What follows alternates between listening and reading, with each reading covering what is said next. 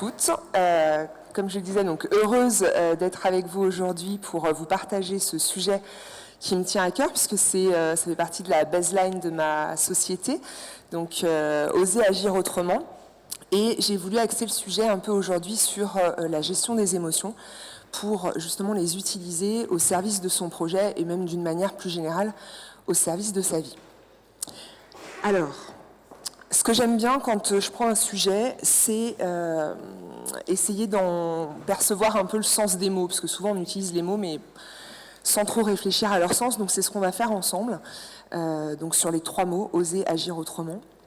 Et pour vous en dire un peu plus sur moi, donc je m'appelle Marie-Laure Lapierre, et j'ai créé ma société donc, qui s'appelle Osea Développement Humain. Et mon métier, en fait, c'est donc d'accompagner les personnes finalement à s'épanouir, à aussi bien trouver le projet qui les intéresse, mais aussi à gagner en confiance. Voilà. Je travaille sur différentes problématiques, que ce soit en coaching, en formation, ou bien en bilan de compétences aussi. Et donc, le sujet d'aujourd'hui que j'ai choisi pour vous, c'est donc oser agir autrement. Alors, oser, qu'est-ce que c'est ? Déjà, c'est s'autoriser à tenter, essayer. Ça pourrait se traduire comme ça. Ne pas oser, si on cherche son contraire, ça va être quelque chose de l'ordre d'attendre, temporiser, ne pas y aller finalement. Alors, les questions qui sont affichées ici, c'est vraiment les questions que je voulais vous inviter à réfléchir aujourd'hui. C'est-à-dire, quelle est la dernière fois que vous avez osé quelque chose ? Quelle est la dernière fois que vous avez osé faire quelque chose pour la première fois ? Parce que souvent, on a tendance un peu à toujours faire la même chose, mais sans forcément innover. Et on sait que là, on est dans le salon de la reconversion, et donc faire une reconversion, c'est quelque chose de nouveau, et c'est pas forcément facile. Et oser monter la première marche n'est pas forcément évidente non plus. C'est la raison pour laquelle j'ai choisi l'image des escaliers derrière la citation. Alors, cette citation, je l'ai choisie à dessein. Pourquoi ? Parce que oser, c'est un moment en fait où il y a un peu d'instabilité. Donc ça veut dire que c'est perdre pied, comme le dit la citation, sauf que ne pas oser, c'est se perdre soi-même. Pourquoi je vous parle d'instabilité ? Parce qu'en fait, vous quittez quelque chose de connu pour aller vers quelque chose d'inconnu. Et que parfois, cette première marche à gravir, elle est floue, elle n'est pas forcément toujours claire. Et c'est là où, en fait, au niveau de notre corps, si vous ressentez un peu ce qui se passe, ça crée de l'instabilité, ça crée du flou, comme les personnes que j'ai pu rencontrer ce matin, où forcément, on ne sait pas trop dans quelle direction aller. Donc, par rapport à votre projet professionnel, posez-vous vraiment la question, quand est-ce que j'ai innové, quand est-ce que j'ai fait quelque chose de nouveau pour la première fois ? Le deuxième mot qui nous intéresse, c'est le mot « agir ». Et donc là, pareil, agir, si on cherche un peu à le définir, ça va être « entrer en action ». Alors, vous allez me dire, c'est un mot assez facile à imaginer, mais si on réfléchit à son contraire, le contraire d'agir, ça va être immobile, ne rien faire. Et donc, quand on est face à son projet professionnel, c'est des choses qui parfois se passent. C'est-à-dire qu'on a plein d'idées, il y a plein de choses, sauf qu'on sent qu'on est figé, on est immobile, et donc on ne passe pas à l'action.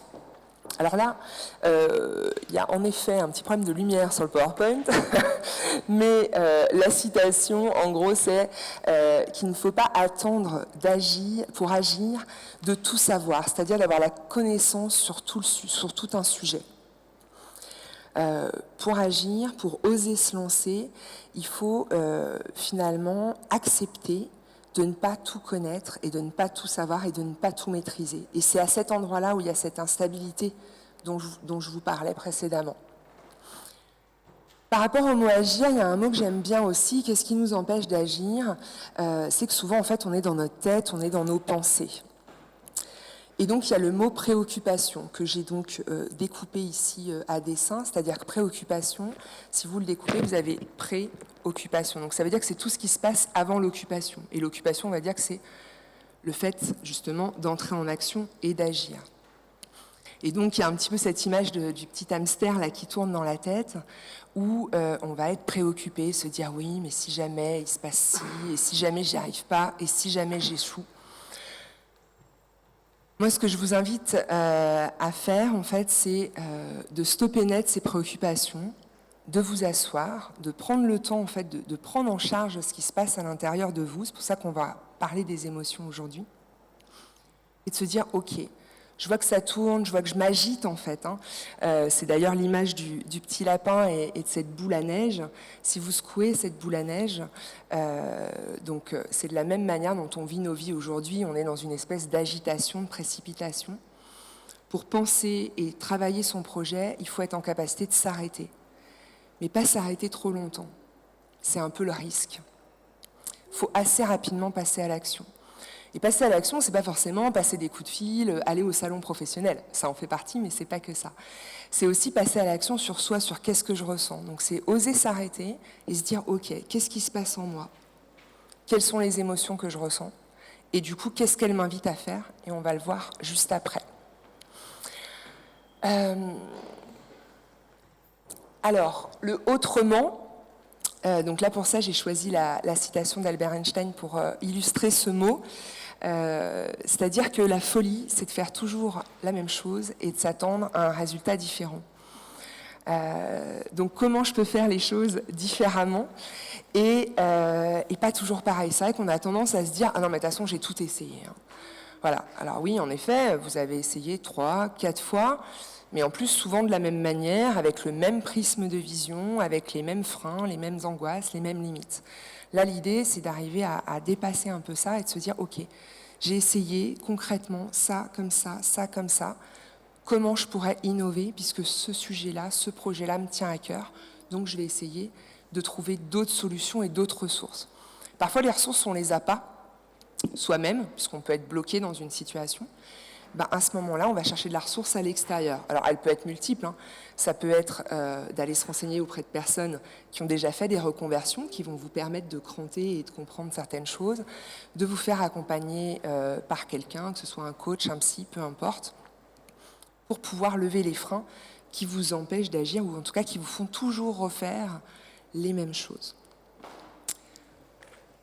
Alors, je vous ai promis de vous parler des émotions. Donc, les émotions, en fait, ce qui se passe dans nos sociétés, c'est que déjà, on a tendance un peu à être coupé de notre corps. On est dans la tête et on n'est pas du tout ancré dans son corps et donc pas du tout à l'écoute de nos émotions. Si je prends un peu une métaphore, imaginez que votre corps, c'est une voiture et nos émotions pourraient être les voyants sur le tableau de bord. Vous êtes en voiture. Le voyant essence s'allume. Je pense que tout naturellement, bon, à part ceux qui aiment bien un peu jouer avec la jauge, mais sinon, tout naturellement, je pense que vous allez rapidement vous arrêter à la station essence. À l'inverse, avec notre corps, on a une émotion, et vu qu'en fait, presque le mot émotion est un peu interdit, on nous a dit dans notre enfance, ne pleure pas, ne sois pas en colère, etc. Donc en fait, ces émotions, on les met de côté. On les met tellement de côté d'ailleurs qu'après ça peut devenir des explosions au niveau des émotions. Moi ce que je vous invite à faire déjà pour commencer à agir autrement, c'est de les prendre en charge. Et en fait prendre en charge ces émotions, c'est déjà ça, devenir adulte en fait. Et malheureusement c'est ce qu'on ne nous apprend pas. Et donc déjà ce que je vous invite à faire, c'est d'essayer de percevoir leur énergie. Parce qu'en fait une émotion, donc on l'a vu, c'est un signal qui vous indique quelque chose. Cette émotion, elle a un mouvement, en fait. Et donc, elle vous passe un message. Votre cerveau, il se passe quelque chose pour toi, attention, il faut faire une action. Sauf que nous, l'action qu'on fait, c'est je mets de côté, puis je continue ma vie, je m'agite, je regarde Netflix, etc. Et puis, comme ça, demain, ça ira mieux. Donc, si on essaye de se mettre un peu, alors on ne voit pas super bien, mais si on essaye de se mettre un peu dans les émotions, si on prend, donc il y a 4 émotions de base, donc, qui sont la peur, la colère, la tristesse et la joie. Sachant que la joie, on peut la voir un peu comme un état, et finalement notre cerveau, lui, ce qu'il cherche à obtenir, c'est d'aller le plus possible vers cette émotion-là. Donc finalement, les autres émotions nous servent de signal pour nous dire « Attends, là, il faut que tu fasses quelque chose pour te permettre de revenir à ton émotion de base, qui est la joie, un endroit où tu te sens bien. » Alors, la peur, si vous essayez de la ressentir, qu'est-ce qui se joue? Quand on a peur, on est face à prendre une décision importante, à sauter le pas d'un projet professionnel. C'est un peu comme si on est au bord d'un précipice et on se dit « faut y aller ». Le réflexe naturel, c'est plutôt de reculer. Donc ça, il faut l'écouter. Ça veut dire que la peur, elle vous invite à prendre un temps de recul pour, après, peut-être vous former, vous nourrir, trouver de la ressource, pour pouvoir ensuite avoir la possibilité d'y aller. Donc, cette émotion, c'est quelque chose qui vous dit, voilà ce qui pourrait se passer si tu ne réagis pas. Hein, la peur, on va zoomer sur la peur après, mais c'est un peu ça. Vous imaginez plein de choses, tout ce qui pourrait se passer au pire.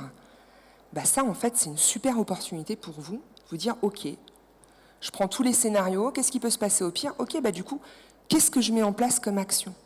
Plutôt que de ne pas s'occuper de ça, c'est je le prends en charge et je m'en sers. Passons à la colère maintenant, parce que ça peut aussi arriver. Vous vous êtes fait licencier, il y a de la colère, par exemple. Et du coup, la colère, ou alors vous êtes en colère parce que vous êtes actuellement en poste et vous sentez que vous avez cette émotion de colère qui est là. La colère, comment ça se passe dans le corps? La colère, c'est une émotion qui va plutôt vers l'avant. Son objectif, c'est en fait de faire respecter votre territoire.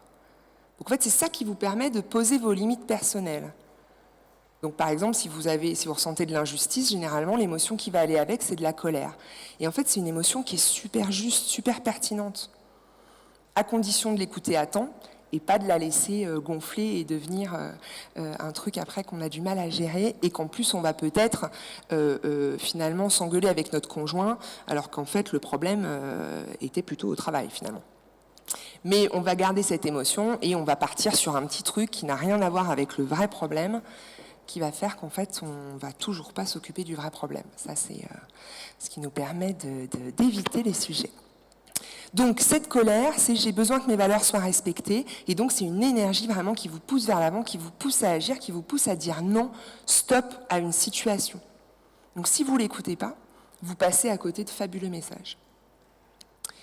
La tristesse, à l'inverse, on n'est pas triste comme ça. Hein. On est là, voilà, ça ne marche pas. Quand on est triste, on est plutôt en repli sur soi. Il peut y avoir donc des larmes qui viennent, mais en tout cas, c'est plutôt quelque chose d'assez qui va vers le bas comme émotion en termes d'énergie, et c'est plutôt quelque chose d'assez renfermé sur soi. Cette émotion-là, elle vous indique en fait que quelque chose peut-être est terminé. C'est souvent en fait cette émotion de tristesse, c'est qu'en gros souvent le corps sait que c'est fini, ou en tout cas que vous êtes disponible pour un renouveau. Donc si aujourd'hui vous avez ces émotions de tristesse dans votre travail ou vis-à-vis de votre projet, c'est peut-être qu'il y a un renouveau, des ouvertures de possibles, mais du coup ça implique de lâcher. C'est une émotion qui vous invite à lâcher, d'où les pleurs. Le corps, en fait, quand vous pleurez, votre corps sait que c'est terminé, mais votre cerveau, il n'a pas encore tout à fait compris. Donc c'est super beau, en fait, c'est la fin de quelque chose, et donc la fin de quelque chose, ça veut dire que y a plein de place pour du renouveau. Donc voilà, en fait, toutes ces émotions, elles sont juste magiques. Quand je vous le dis, j'en ai même des frissons, mais c'est vraiment de les prendre en charge. Voilà. Et la dernière émotion, donc ça c'est bonheur, c'est la joie. C'est une émotion souvent qui va un peu vers le haut et vers l'avant. C'est quelque chose qui pétille un peu si vous la ressentez quand vous êtes en joie. Alors ça c'est propre à chacun, je vous ai dit le mot pétiller, à vous d'observer ce que ça fait, chaque émotion pour vous. Et donc cette émotion, en fait, elle vous dit, t'es sur la bonne route, c'est là qu'est ta place, c'est le bon chemin. T'es au bon endroit, en fait. Votre cerveau cherche à reproduire au maximum ces émotions de joie. Le cerveau, son objectif, lui, c'est d'éviter la souffrance. Donc, il va faire en sorte que vous alliez le plus possible vers des émotions de joie. Sauf que parfois, pour éviter la souffrance, il va un peu vous embrouiller parce que si c'est pas très clair l'endroit où vous voulez aller, il va se dire, oh là là, frein à main, là elle veut que j'aille là, j'en ai aucune vision, c'est l'angoisse, je ne veux pas y aller. Donc ça pareil, c'est un signe, ok, comment je peux faire pour me rassurer, en fait, pour me prendre en charge et du coup, pouvoir vraiment me servir de ces émotions au service de votre projet. Et ça se passe pas dans la tête, ça se passe dans le corps. Donc ça aussi, c'est pas forcément évident, c'est un exercice à faire, mais c'est de vous connecter. Alors quand je dis corps, c'est le corps, le cœur, évidemment. Et en fait, plus vous allez aligner tout ça, plus vous serez dans la bonne direction, au bon endroit aussi. Mais ça implique de prendre le temps. Et comme je vous l'ai dit, j'insiste, pas trop longtemps. C'est vraiment quelque chose avec vous-même ou accompagné. Mais voilà, je prends le temps, je m'interroge. Qu'est-ce qui se passe pour moi? Qu'est-ce qui a joué? Qu'est-ce qui s'est joué dans cette situation? Ok. Qu'est-ce que ça m'invite à faire? Comment j'agis? Et du coup, qu'est-ce que je décide de faire? Parce que parfois, là je vous prends l'exemple du projet professionnel, mais si vous avez une émotion qui survient, on n'a pas toujours la possibilité de l'entendre, d'écouter à l'intérieur de soi et de se dire ok, je vais agir et du coup je vais m'engueuler avec un tel. Peut-être pas. Peut-être qu'il y a un autre moyen de faire. Mais pour ça, ça veut dire qu'il faut prendre ce temps de recul. Et là encore, servez-vous du corps. Vous êtes dans une relation de conflit, par exemple, avec quelqu'un. Servez-vous de votre corps pour mettre un peu d'espace et accueillir ce qui se passe.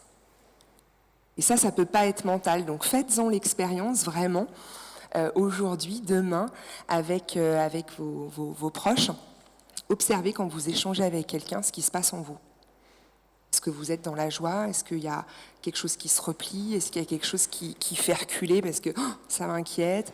Est-ce qu'il y a quelque chose qui me met en colère et du coup j'ai envie de dire, j'ai envie d'y aller mais du coup j'ose pas? Observez ce qui se passe en vous. C'est ça, en fait, le vrai job, je dirais, à faire sur soi, qui est, du coup, un travail au quotidien, qui se fait dans la durée, mais c'est en travaillant là-dessus et c'est ce qu'on fait, c'est une des parties sur lesquelles on accompagne en coaching, c'est en travaillant là-dessus, en faisant, en fait, finalement, le tour de vous-même, en apprenant à vous connaître, que vous allez aller au plus près de votre projet professionnel et je dirais même plus que d'un projet professionnel, votre projet de vie, c'est-à-dire de ce qui vous anime, de ce qui vous fait vibrer, parce qu'on est quand même là pour ça. Alors, je vous avais dit que je zoomerais un peu sur la peur, pareil pour qu'on le visualise un peu dans le corps aussi. Qu'est-ce qui se passe avec la peur? En fait, on a 3 comportements instinctifs limitants quand on a peur. Et là, ça va dépendre des gens et des situations. Vous ne pouvez pas vous dire dans telle situation, j'aurais tendance à réagir comme ça. C'est vraiment instinctif. C'est le cerveau reptilien. Donc, alors, on a la fuite. Je pars en courant. Par exemple, je vais aller dans l'agitation, regarder Netflix, faire autre chose. Comme ça, je ne m'en occupe pas. Donc ça, c'est bien symbolisé par cette petite gazelle qui, quand elle se prend un petit coup de flip, hop, elle s'échappe. Vous avez une autre possibilité qui est l'agressivité, symbolisée par le lion. Donc là encore, je défends mon territoire. J'ai peur, donc pour ne pas montrer que j'ai peur, j'agresse, comme ça au moins, je m'énerve sur le sujet, par exemple, avec mes proches. Ouais, mais j'en ai marre que tu me parles de mon projet professionnel. De toute façon, je vais... voilà, en exemple. J'ai vu que ça parlait à certaines. Et sinon, il y a la possibilité de l'inhibition. L'inhibition, c'est vraiment la posture du hérisson.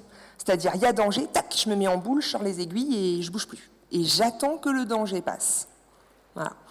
Donc ça, c'est un peu 3 postures. Donc là encore, vous voyez, c'est un peu plus complexe que ça. Mais observez comment vous réagissez. Est-ce que vous avez tendance à prendre la fuite? Est-ce que vous avez tendance à être agressif sur des sujets qui vous mettent un peu dans cette instabilité, justement? Ou est-ce que vous ne bougez pas et vous dites « je vais attendre que l'orage passe ».